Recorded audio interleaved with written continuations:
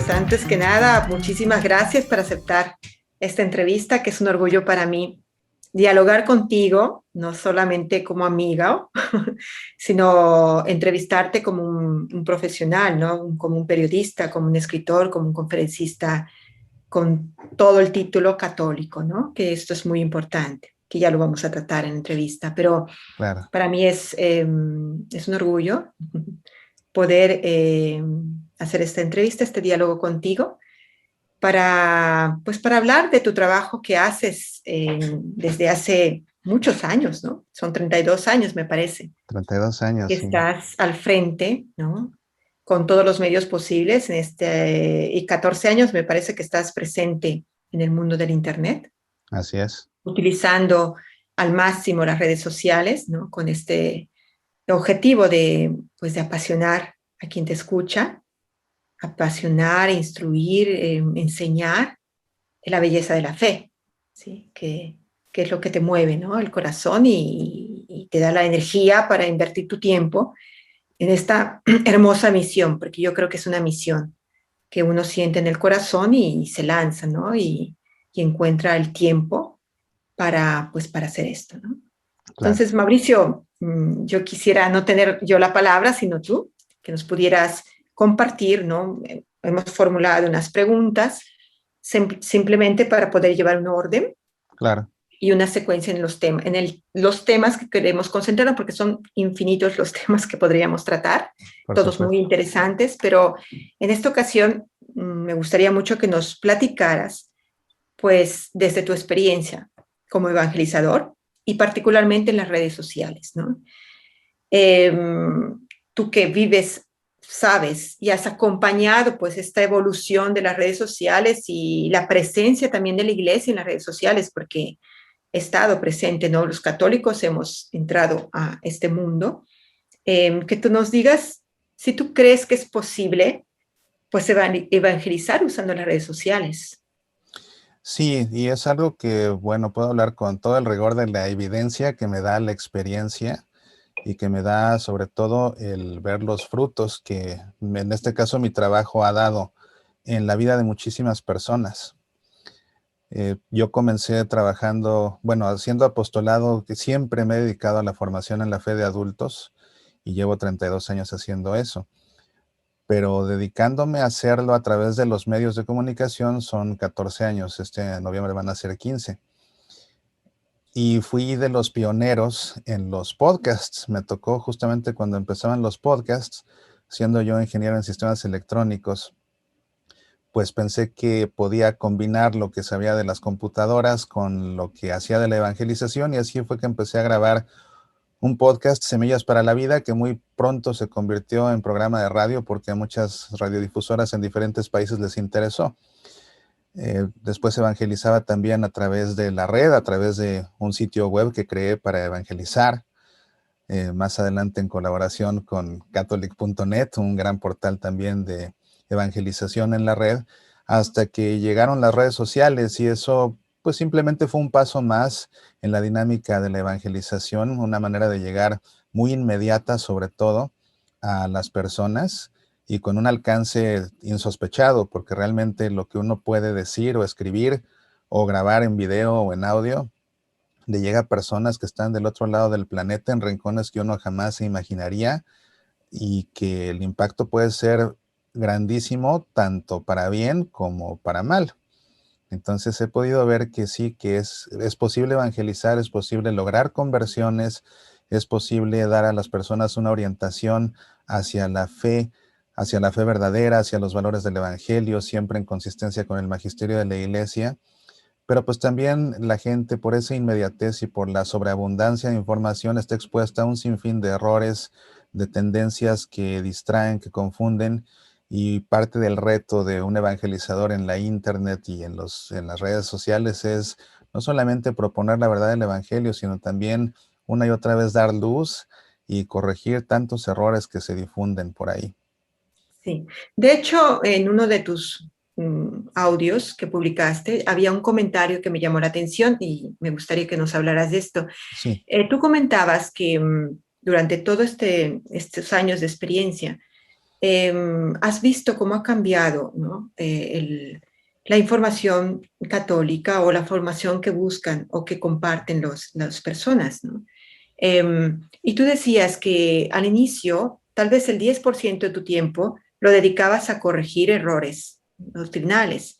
Y ahora es mucho más amplio el tiempo que tienes que invertir para corregir errores que los que inviertes en poder evangelizar o poder transmitir la fe, ¿no? ¿Nos podrías hablar de esta situación o de esta desventaja, si se podría decir, en el uso de las redes sociales para evangelizar? Sí, más que desventaja, yo considero que es un gran desafío. Y la estadística es simplemente anecdótica en esta medida, pero es simplemente una observación basada en lo que me ha tocado vivir. Cuando yo comencé a evangelizar, que era siempre en vivo, en persona, dando cursos, me daba cuenta de que las personas que asistían a los cursos traían un bagaje de errores que habían aprendido usualmente en su casa, usualmente de catequistas que no estaban bien formados, en fin. Pero pues era un trabajo más de enseñar ya fuera teología, ya fuera pastoral, ya fuera eclesiología, escritura, sea lo que sea.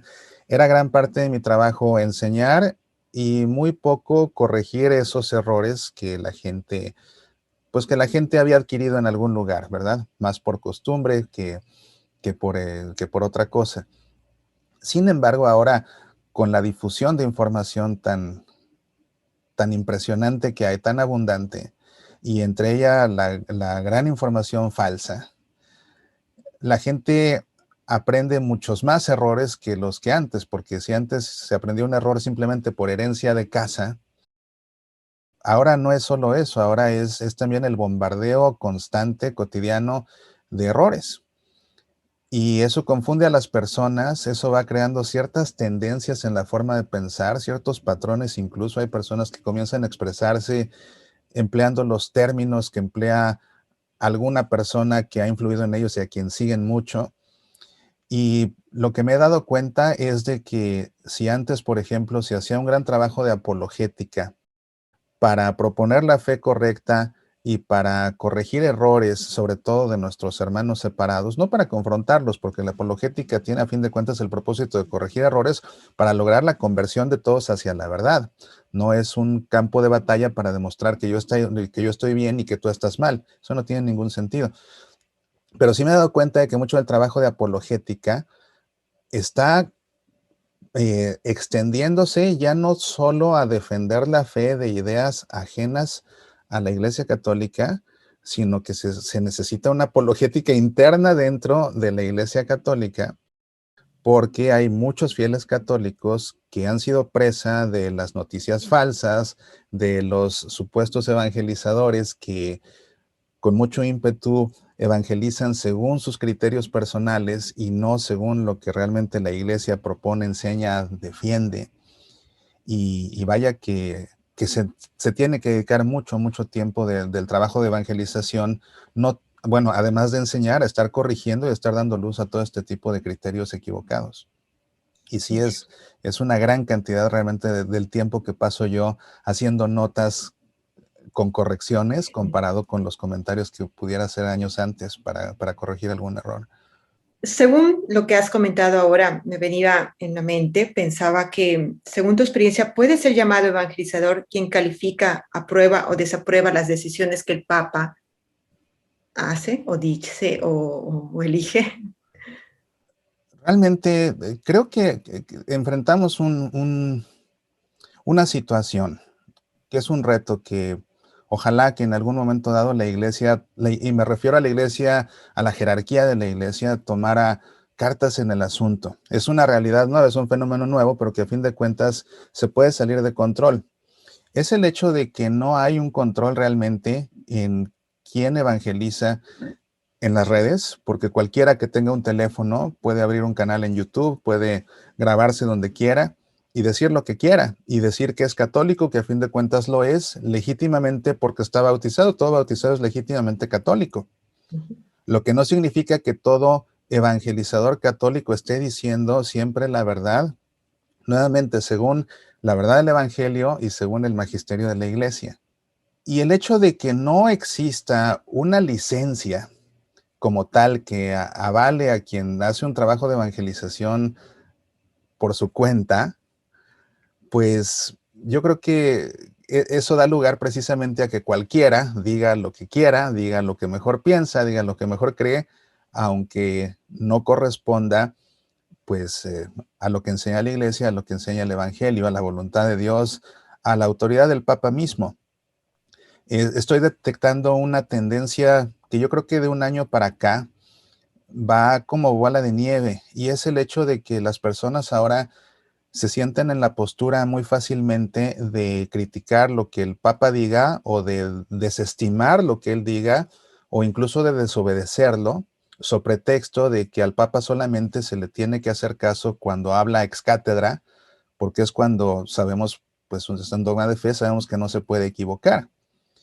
Sin embargo, se deja de considerar que el Papa pues rebasa en años de estudios a nosotros, rebasa en años de experiencia pastoral, ¿verdad?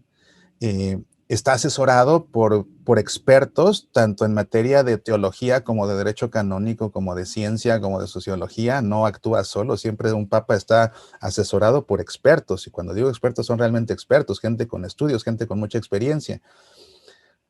No contamos tampoco con el nivel de espiritualidad que tiene un papa, porque por fuerza alguien que es el vicario de Cristo en la tierra tiene una relación intrínseca con Jesús que nosotros no tenemos. Y careciendo de esos conocimientos, de esos estudios, de esa experiencia, de esos asesores y de esa espiritualidad, muchos se dan el lujo de desestimar lo que diga el Papa, porque no es dogma de fe. La realidad es que si a esas vamos, pues bueno, el último dogma, que fue el de la Asunción, ¿verdad? Entonces no tendríamos que hacerle caso ni a lo que dijo Pablo VI, ni a lo que dijo Juan Pablo I, ni a lo que dijo San Juan Pablo II, ni a lo que dijo Benedicto XVI, ni a lo que dice el Papa Francisco, porque no son dogmas de fe, cosa que es absurda, porque sabemos que son hombres que están muy cerca de Dios, que tienen mucha experiencia, que son muy sabios, porque aparte esa es una palabra clave, no solo es la inteligencia, es también la sabiduría. Y sí, un evangelizador que va en contra de lo que dice el Papa, legítimamente por bautismo es católico, pero lamentablemente hace mucho daño porque causa divisiones dentro de la iglesia, causa antagonismos, nada menos que con el sucesor de San Pedro, con el vicario de Cristo, y además de que una realidad es que eso expone, cuando es un fenómeno que comienza a crecer, eso expone a que se comiencen a crear tarde o temprano sectas cibernéticas, porque a fin de cuentas muchas de las sectas es como surgen.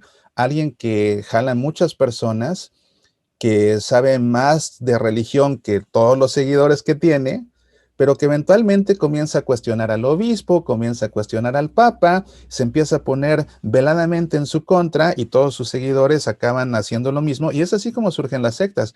Entonces esto puede eventualmente eh, provocar este tipo de sectas cibernéticas en que su pastor sea su ídolo en las redes sociales, que esté en contra del papa, y bueno, la realidad es que para que la iglesia esté aquí necesitamos de la presencia de aquella roca sobre la cual Cristo construyó la iglesia, y el sucesor de esa roca pues es el sucesor de San Pedro, que es el Papa. Entonces tiene que haber comunión por fuerza con el Papa. ¿Cómo podríamos identificar a un verdadero evangelizador católico en las redes sociales? ¿Cuál crees que sean los puntos que tenemos que observar a la hora de escuchar a alguien que está, o sea, que se califica como evangelizador católico? Pues yo creo que esto simplemente son las actitudes correspondientes a cualquier apóstol, ¿verdad? Tiene que ser por fuerza una persona de fe. Tiene que ser una persona coherente, lo que dice y lo que hace. Tiene que vivir según lo que enseña y lo que defiende. Tiene también que ser una persona que enseña lo que enseña Jesús en el Evangelio, lo que enseña Jesús en el Evangelio. Tiene que ser alguien que enseña lo que la iglesia ha enseñado a lo largo de todos estos siglos. Es decir, tiene que enseñar lo que enseña el magisterio de la iglesia. Yo creo que definitivamente tiene que ser una persona fiel al Papa, a fuerzas, tiene que ser fiel al Papa. Por supuesto que el conocimiento y los estudios son necesarios, porque nadie da lo que no tiene, y también es muy fácil que un ciego guíe a otro ciego, y cuando eso sucede los dos caen en el agujero. Pero por encima de los conocimientos, que son definitivamente imprescindibles, debe ser esa actitud de cercanía con Dios, de espiritualidad, de coherencia, de comunión con la iglesia, lo que implica estar en comunión con las enseñanzas, con el magisterio, con el Papa. Y también una característica muy importante es la humildad del evangelizador, porque esa humildad es lo que hace que el evangelizador siempre tenga los pies puestos en la tierra. Y siempre que alguien tiene los pies puestos en la tierra, sabe que Dios está por encima de él. Evita la tentación de darle la tarde libre a Jesús para ponerse él como la estrella del momento, porque no se trata de eso. Sabe ubicarse en su posición precisamente ante el Papa y ante los obispos, que también cada quien tiene su posición en este cuerpo de Cristo y tiene que desempeñarse en razón de, pues, de esa posición que tiene, ¿verdad? Y eso solamente se puede lograr cuando se tiene una actitud de humildad. Cuando alguien evangeliza, pero sembrando cizaña, creando antagonismos, creando odios, porque también es muy fácil influir a las personas para que, por ejemplo, en el terreno de la apologética, algo que se ve mucho es que nuevamente es como un campo de batalla para demostrarte que tú estás mal, porque hasta pareciera que ese es el objetivo, ni siquiera enseñarte la verdad para que corrijas tu error, sino te demuestro la verdad para ganarte, para que veas que tú estás mal. Eso es lo que me importa, que tú estás mal. Y entonces todo el que no piense como yo, todo el que no sea católico incluso, pues entonces se va a condenar, es un tal por cual, es un malo, lo peor del mundo porque no es católico como nosotros. Y es muy fácil influir a las personas precisamente para que alberguen ese encono hacia personas que no comparten nuestra fe. Entonces, cuando una persona no es humilde, puede caer en esas actitudes y arrastrar a muchos otros a actitudes así, cosa que es totalmente incompatible con el Evangelio, que es incompatible con el corazón de Cristo Jesús y que, bueno, recientemente vemos este gran ejemplo que nos dio el Papa Francisco en su viaje a Irak y ahí en Ur de Caldea, en el origen de todo, pues convocar a nuestros hermanos judíos, convocar a los musulmanes para que recordemos ahí todos juntos que todos somos hermanos, que a todos nos hizo Dios y lo más importante, que a todos nos ama Dios por igual. Alguien que crea esos antagonismos, pues lógicamente que hace mal en lugar de hacer bien, pero nuevamente eso parte de una actitud de soberbia, de no tener bien puestos los pies sobre la tierra, y por eso es que para mí es fundamental que cualquier evangelizador que lo hace en las redes sociales, al igual que el que lo hace en vivo, sea siempre una persona humilde. Esto que tantas veces se olvida, ¿verdad? Sí. Sí. Medita, aprende, apasionate por nuestra fe. Es el eslogan, ¿no?, que tú Sí, tienes en tus Semillas para la Vida. ¿Es el objetivo de tu trabajo? Cuéntanos un poco de Semillas para la Vida, cómo nace, de dónde te viene esta pasión por transmitir la fe. bueno, Semillas para la Vida nace porque en un viaje a Polonia en 2006, una peregrinación, a fin de cuentas, que tenía como propósito recorrer la vida de Juan Pablo II. El viaje a Polonia me puso muy de cerca también con la vida de San Maximiliano Kolbe, al grado de que allá en Polonia sentí un llamado a consagrarme a la Milicia de la Inmaculada que fundó San Maximiliano Kolbe precisamente, y una de las líneas de acción fuertes de la Milicia de la Inmaculada es la evangelización en los medios de comunicación, porque Maximiliano Kolbe mismo fue pionero de la radio católica, pionero de las revistas católicas, se fue al campo de concentración con los planes de construir el primer estudio de cine para evangelizar con películas, y él quería que la Milicia de la Inmaculada siempre evangelizara empleando los recursos más modernos que la tecnología pusiera a nuestro alcance. Entonces, en 2006 entré a la Milicia de la Inmaculada, era cuando estaban surgiendo los podcasts, y fue así que decidí hacer este podcast de evangelización. Se me ocurrió ponerle Semillas para la Vida basado en un libro de Thomas Merton, un libro de espiritualidad en el que él habla precisamente de semillas para la vida. Y de ahí le copié la expresión, me gustó porque mi programa iba a tocar todo lo que tuviera que ver con la fe: espiritualidad, escritura, catecismo, derecho canónico, teología, apologética, historia, noticias. Entonces, pues diario una semillita diferente, y por eso se llama Semillas para la Vida. Y el slogan, efectivamente, medita, aprende, apasionate por nuestra fe, que sobre todo la parte que se ha quedado ya es apasionate por nuestra fe, y es curioso porque muchas veces encuentro a las personas en la calle y así me saludan con el apasionate por nuestra fe. Pero es partida triple precisamente, o sea, medita porque mi programa tiene el propósito de desarrollar una espiritualidad tan rica que es la espiritualidad que tenemos, la espiritualidad cristiana, que vale la pena desarrollarla para que todos aprendamos a relacionarnos con Dios de una manera más personal. Entonces, por eso él medita. Él aprende porque necesitamos seguir aprendiendo día con día de nuestra fe para conocer mejor a Dios. Dios es inagotable. Aquí en la vida, con lo limitado que somos, no vamos a poder abarcarlo todo, pero sí podemos esforzarnos por todos los días saber más y más y más y más de Dios, de nuestra fe, de nuestra iglesia, porque eso nos permite comprenderlo mejor y relacionarnos más con Él. Y el apasionate por nuestra fe se me hace fundamental en la vida del cristiano, entendiendo que todos los hijos de Dios estamos llamados a la santidad, cosa que no es una idea romántica. A veces pensamos que el santo es San Francisco de Asís solamente, o San José, o Santa Teresa de Ávila, o la Madre Teresa de Calcuta, ¿verdad? Pero la realidad es que para poder entrar al cielo tenemos que ser santos, no hay más. Y para eso nos hizo Dios, para ser santos. Y en una ocasión vi un programa, era una serie, de hecho, una serie cuando comenzaba el Discovery Channel. Sacaron una serie muy bonita de vidas de santos que se llamaba La Pasión de los Santos.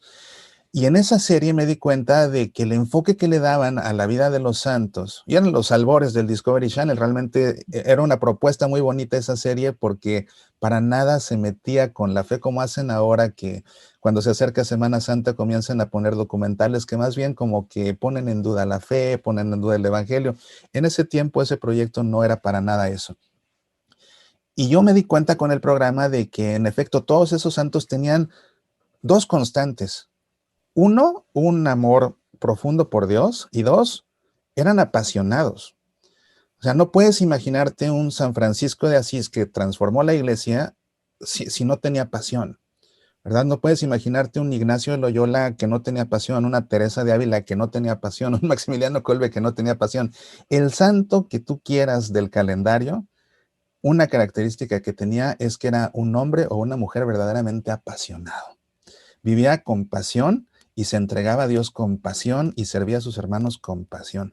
De ahí es que salió precisamente esa tercera idea del eslogan, apasionate por nuestra fe, y por eso lo insisto tanto, tanto, y la mayoría de mis programas termino precisamente con esa exhortación, apasionate por nuestra fe, para que la gente lo tenga, y a mucha gente le gusta, dice que le motiva precisamente escuchar esa exhortación a mantener viva la pasión por la fe. ¿Cómo eliges los temas para tus podcasts y tus videos? Pues la mayoría de las veces hablo en ese momento de lo que en ese momento me viene a la mente. Trato de que el programa sea muy variado, entonces sí cubro aspectos de espiritualidad, aspectos de liturgia, aspectos del catecismo. Entonces hay veces que tomo el catecismo y leo un párrafo y luego lo explico. Hay veces que simplemente abro la Biblia y leo un pequeño pasaje. Si hay una noticia relevante de la iglesia, pues hablo acerca de la noticia relevante de la iglesia, del Papa, sus viajes, en fin. Eh, por ejemplo, cada vez que hay un jubileo en la iglesia, todos los miércoles desarrollo precisamente un tema relativo al jubileo, como cuando fue el año del sacerdote que convocó Benedicto XVI y que en colaboración con Catholic.net hicimos un concurso muy bonito en el que la gente mandaba historias de sus sacerdotes favoritos y todos los miércoles yo sacaba al aire una historia diferente y al final las historias más bonitas se les dio un viaje para que fueran a la misa de clausura con el Santo Padre allá al Vaticano. Entonces, a partir de ahí, cada vez que hay un jubileo hago lo mismo y todos los miércoles toco el tema. Entonces, por ejemplo, ahora que es el año de San José, todos los miércoles hablo acerca de San José precisamente y lo seguiré haciendo a lo largo de todo el jubileo. Como estamos en Cuaresma, me gusta los viernes de Cuaresma tocar algo relativo a la Cuaresma. Y muchos de los temas son preguntas que me envía la gente. La gente me escribe con preguntas de todo tipo y muchos de los temas son precisamente la respuesta al aire de la pregunta que me han hecho. Nos habías comentado al inicio de la entrevista que en este tiempo que has trabajado en la evangelización en las redes sociales, has comprobado incluso conversiones, ¿no? ¿Nos Sí. podrías compartir alguna experiencia de los frutos que has podido palpar y ver, ¿no?, de todo tu trabajo en las redes sociales. Sí, pues en estos años he visto varias cosas que son realmente espectaculares y que únicamente son la garantía de que Dios es el que mueve los hilos. Uno simplemente se presta a ser instrumento de su gracia y Él es el que sabe dónde. Porque yo aquí cuando grabo, la verdad es que con el paso de los años ya he conocido personas. Entonces sé que hay personas que sistemáticamente me escuchan o me ven. Pero lo cierto es que la mayoría de las personas que me escuchan y me ven, ni siquiera sé que existen, porque la mayoría ni siquiera me escriben nunca ni nada, ¿no? Y está bien, no tienen por qué hacerlo. Pero la mayoría, porque pues el programa sale por radio, sale por internet, en fin, no sé quién escucha. Pero en ocasiones me han escrito con testimonios que son muy bonitos y, por ejemplo, uno en una ocasión, una monja polaca, que la mandó su congregación a otro país y comenzó a tener una experiencia muy fuerte que la cuestionó mucho y su vocación se le debilitó al extremo de considerar ya dejar la congregación. Siendo polaca, dice que buscó en internet algo relativo a San Maximiliano Kolbe, precisamente como para encontrar un acicate a su vocación en la vocación de San Maximiliano Kolbe. Y siendo ya polaca, curiosamente, buscando sobre San Maximiliano Kolbe, lo que encontró fue Semillas para la Vida, mi programa. Habla español a la perfección, eso sí. Comenzó a escuchar Semillas para la Vida y cuando me escribió fue para contarme que a base de escuchar el programa su vocación se revitalizó. Y bueno, hace más de 10 años de eso, más de 12 años de eso, y su vocación pues tuvo un boom como el que no había tenido antes y todo a fuerza de escuchar este programa. Hay por ahí un par de sacerdotes ya que pues decidieron incluso ser seminaristas a base de escuchar Semillas para la Vida. Hay diferentes ocasiones en que he encontrado personas que me dan las gracias porque dicen es que tú salvaste mi matrimonio. Y bueno, yo ni siquiera los conozco y cuando más de una persona te dices que tú salvaste mi matrimonio, pues el que lo salvó fue Dios, yo simplemente abrí la boca, no te conocía, ¿verdad?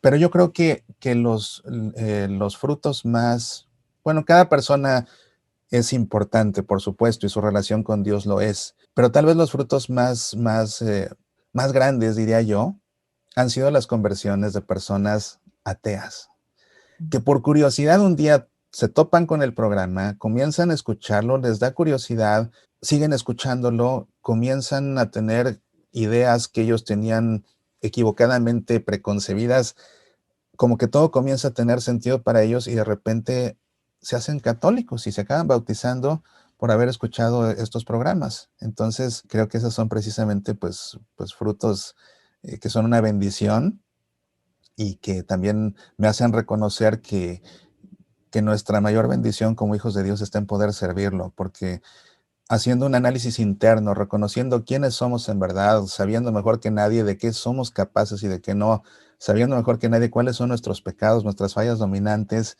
la verdad es que cuando hacemos ese análisis de conciencia, no nos queda otra más que reconocer que somos indignos de servir a Dios y el hecho de que con esa fragilidad que tenemos nos quiera en su equipo, pues vaya que es un honor inmerecido y una bendición grandísima. ¿Verdad?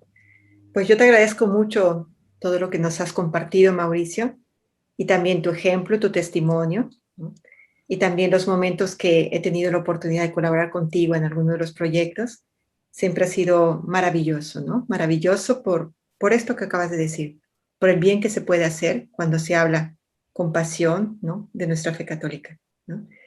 Y te agradezco muchísimo. Pues Espero en otra ocasión tocar algún tema importante contigo y hacer de nuevo una charla para poderlo compartir, ¿no?, con las personas que te siguen y con nuestro público en la agencia de noticias para la cual estamos haciendo esta entrevista. por supuesto, claro que sí. La verdad es que, bueno, la gente que escucha mis programas y lee mis artículos y mis libros y todo eso, Dios los bendice y ellos reciben gracias que Dios quiera. Pero también yo he sido muy bendecido con este trabajo y la verdad es que siempre lo he dicho y siempre he sido consistente porque es la verdad. A mí Dios me ha bendecido abundantemente haciendo este trabajo porque a través de él he conocido a los amigos que más quiero y entre ellos estás tú, que te conocí precisamente a través de esto. Entonces, pues gracias por esta charla. Siempre es un placer compartir contigo y colaborar en lo que se pueda. Muchas gracias, Mauricio.